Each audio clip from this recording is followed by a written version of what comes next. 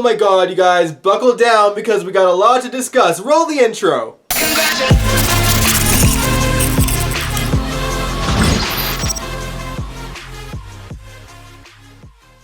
What's up, everybody? Welcome to General Hospital MV, my GH After Show. Before we get into it, I just have to say that we, bar none, have the best cast in daytime television.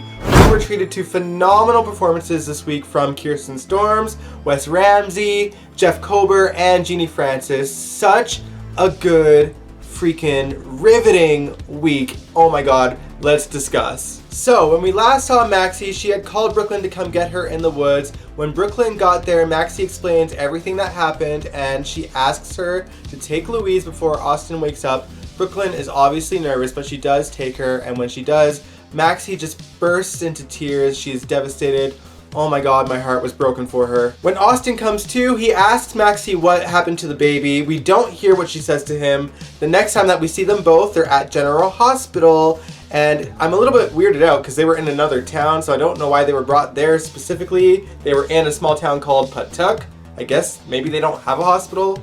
Weird. Anyway, Elizabeth is the first to see Maxie, but Maxie insists she's okay and that she should cater to Austin instead, so Austin and Elizabeth come face to face.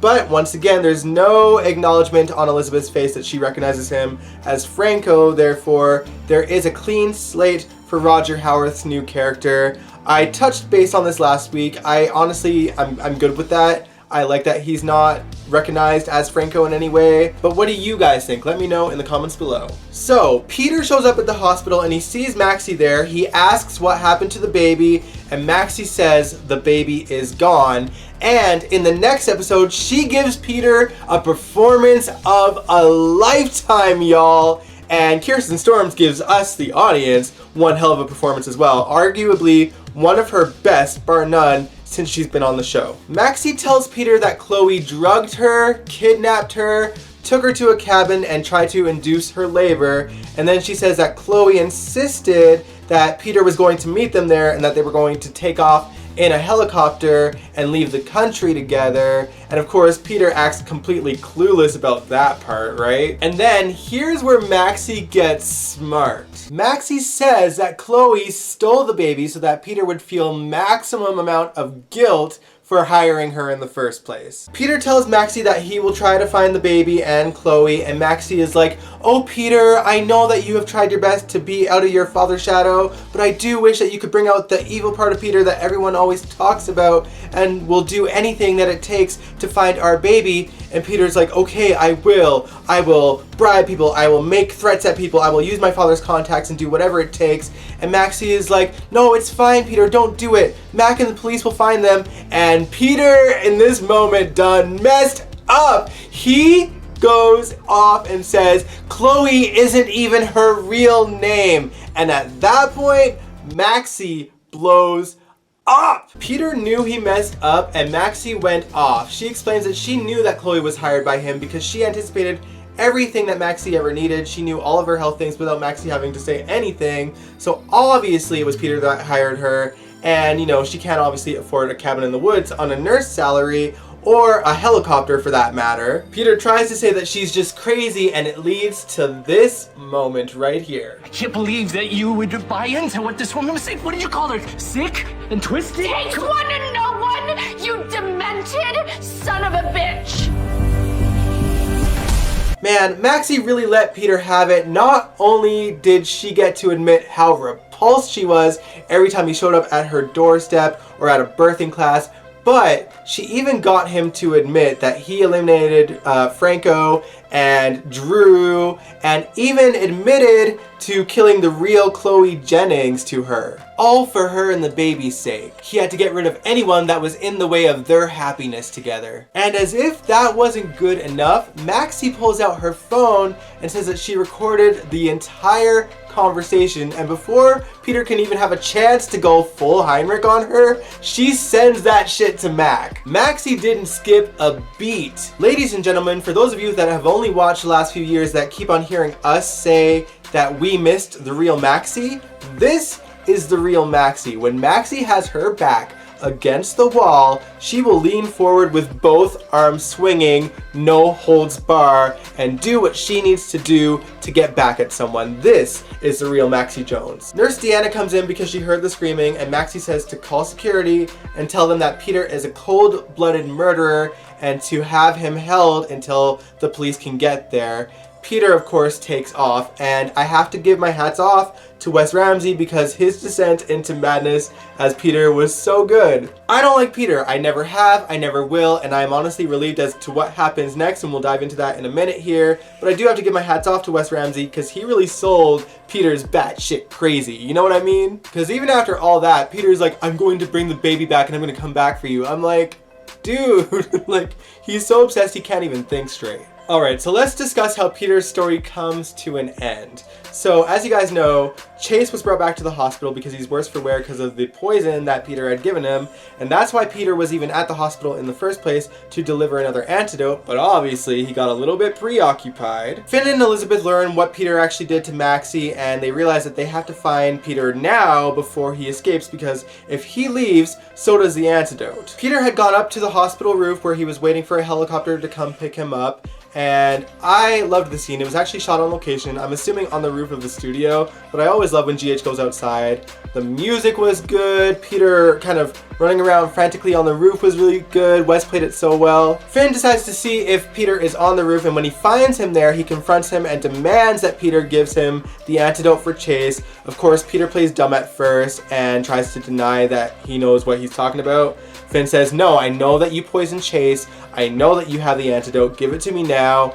And Peter throws the antidote off the roof. He then looks Finn dead in the eye and says, blame Anna, because as you know, Anna and Peter had a deal that if Anna were to tell anyone about Peter poisoning Chase, that he would no longer provide the antidote. So of course it's Anna's fault. Peter decides that he's going to leave the hospital roof because his helicopter has been delayed, and then Finn confronts him at the top of the stairs in the stairwell, and they get into a bit of a scuffle, and Finn pushes him down the stairs, and then Peter dies. Peter's dead. After years of havoc that Peter has brought down to the people in Port Charles, the only thing it took to kill him was to shove him down one flight of stairs, and he done bumps his head and dies. Elizabeth had shown up there and saw that Peter was on the floor, and she checks his pulse, and that's how we know that Peter is dead.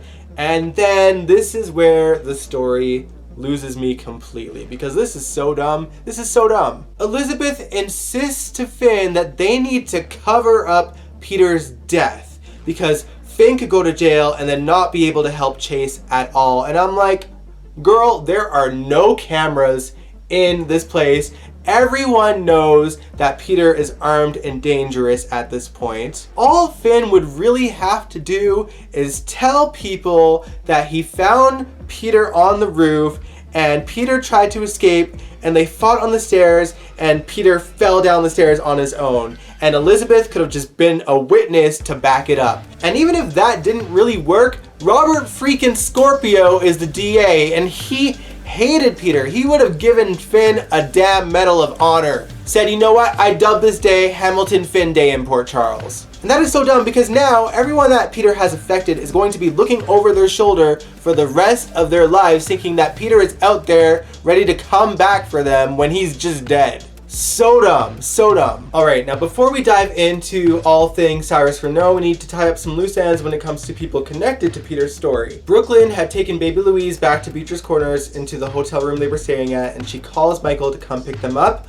I think the plan was to tell Michael the truth, honestly, and have him help her, but the thing is, Michael brought Willow with him, so of course she had to come up with a lie and, you know, say what happened and how she delivered the baby in the hotel room, yada yada, the whole thing. Michael and Willow drive Brooklyn to GH to get the baby checked out, and of course, Brooklyn just happened to be sitting right outside of Maxie's hospital room, so she lets Maxie see the baby from afar, but then Valentine shows up and she has to introduce him to his child. Brooklyn named the baby Bailey Lois Quartermain. And naturally, Valentine's already in love with the little girl. Austin was actually already back on his feet, and he ends up running into Brooklyn and Valentine in the hallway, but he doesn't see the baby's face, so that bullet was dodged. As he continues down the hallway, he sees Michael Corinthos' name on a monitor, and he really looks focused on Michael's name. Clearly there's some kind of connection there. The biggest theory I'm seeing as to who Austin is, especially among long-term GH fans, is that he could potentially be the son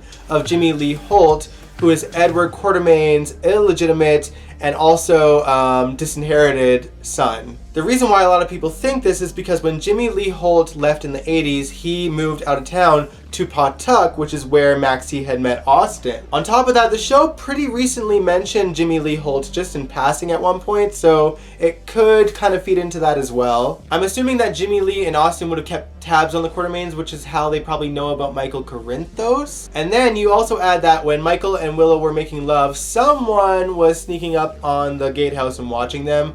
I think that it could actually be Austin. I mean, it really could be anyone, but I'm leaning towards Austin myself. What do you guys think? Let me know in the comments below your theories as to who Austin is. Okay, now let's get into Cyrus Renault. The first thing I have to bring up is that Gladys survived her surgery and she was able to tell Jordan the whole truth, that Cyrus paid her to lie and say that she saw Jason ditching the gun and that she saw Peter. I was so relieved. I honestly thought that she would kill over before getting the whole story out. Seriously, I was at the edge of my seat because I'm so used to GH pulling the rug from under us that it's like, it's mad PTSD, yo. But Gladys survived, and now she's a real one. I like her. She can stick around now. With that statement, Jordan was able to put out a warrant for Cyrus Renault's arrest. Of course, last we saw of Cyrus, he snuck into Portia's house to get her to remove the bullet from him. Unfortunately, Trina shows up at the house, and of course Cyrus is able to use her to get Portia to do all his bidding and gets her to remove the bullet from his chest. And then he passes out from the pain briefly.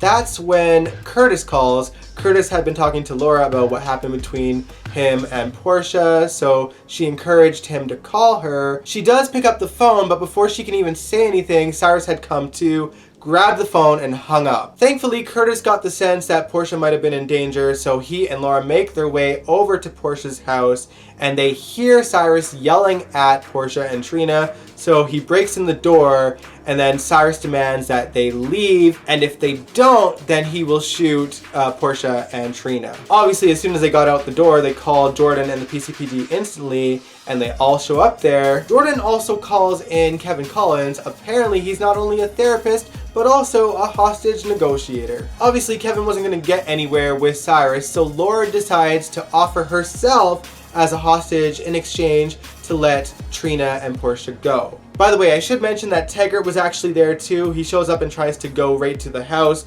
but Jordan backs him off. Again, Cyrus let Portia and Trina go for Laura's sake, and Laura goes into the house, and we are treated by, honestly, top-notch, marvelous performances from Jeannie Francis and Jeff Kober. Check this out. Cyrus, if you just listen to me for just a You minute. know, this is your fault, really. All I wanted was to be your brother, to bask in 1 ounce of the love you have for everyone else. Oh, you want my love, do you? Yes! Well, then earn it! Damn you! I would have helped you. I would have helped you.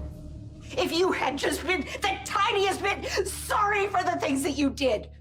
If you were even the tiniest bit willing to let someone help you. But no. No, you want to bond with me while you torch the rest of the damn world. So it's all on me. Doesn't have to be. Not yet. You still have time. You can redeem yourself. Turn yourself in. Now, you guys know that I am not a fan of redemption arcs because of the show's track records with how they handle redemption arcs.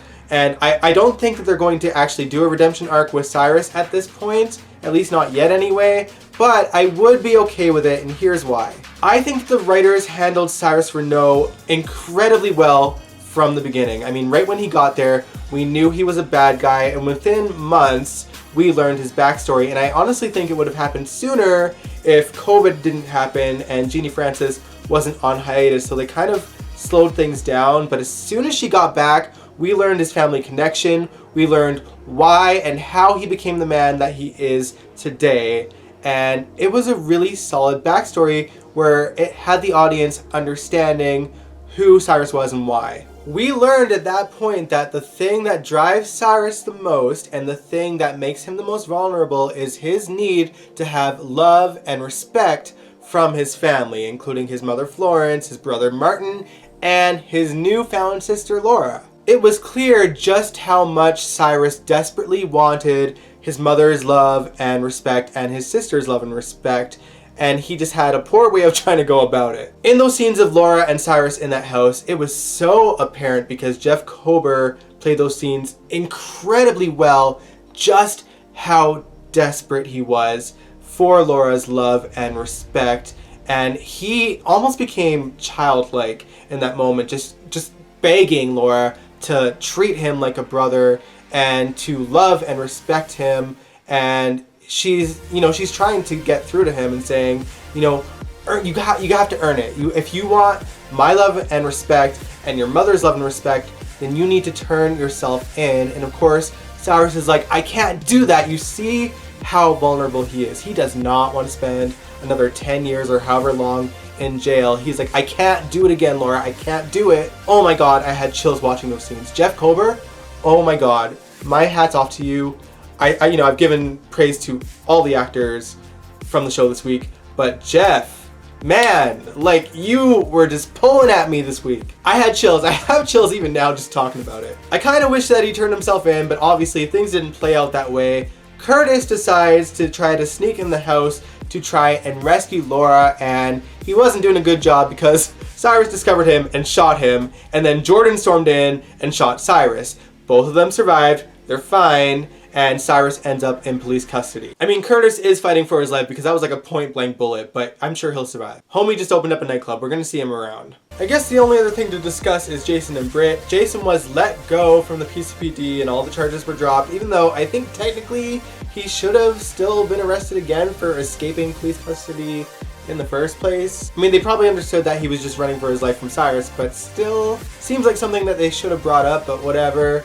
Anyway, something that Jason did while Britt was still hiding in Canada was that he called Obrecht to go and meet her there, and we got some really wonderful scenes between Kathleen and Kelly. I love that mother-daughter duo. They play so well off of each other. Obrecht actually got Britt to admit that she and Jason had sex, and Obrecht was totally here for it, which I'm surprised about because if you guys remember, she was not happy about Britt spending time with Jason because he brings danger wherever he goes. But now she ships it. By the way, Carly also seems to be okay with Britt now. I mean, she doesn't know Britt and Jason hooked up, at least I don't think so. But she, Britt saved Jason's life and she owes her one, I guess. We'll see what she says once she learns about Jason and Britt's relationship. But back to Britt and Obrecht. Britt also opened up to Obrecht about the fact that she has Huntington's disease. And of course, Obrecht was heartbroken. But, I don't even know what to say. I love those two scenes. Just seeing Liesel's guilt for the fact that she brought Faison into all of their lives, and if it wasn't for her love for Faison, this wouldn't be happening to Britt at all. Britt obviously doesn't blame her mother for that. It's not like anyone knew that Faison had Huntington's disease until he died, so there's that. And of course now Jason can give her the all clear to come back to town because Cyrus has been taken care of. What happens next? I guess we'll find out next week. And that, my friends, is what happened last week on General Hospital. What a crazy, phenomenal week the show had. Not bad at all for a 4-day week either. The only thing that I didn't like about the week was that Finn and Elizabeth tried to cover up Peter's death when there was no need for it. We'll probably have to put up with this stupid storyline for a little while, but anyway, it's whatever. The rest of it was fine. I loved the rest of the week. What did you guys think about the show this week? Let me know your favorite highlights in the comments below, and if you liked this video, give it a big old thumbs up, subscribe if you want to, and I will catch you guys this Wednesday for another GHMV Reacts. Peace out. Congratulations.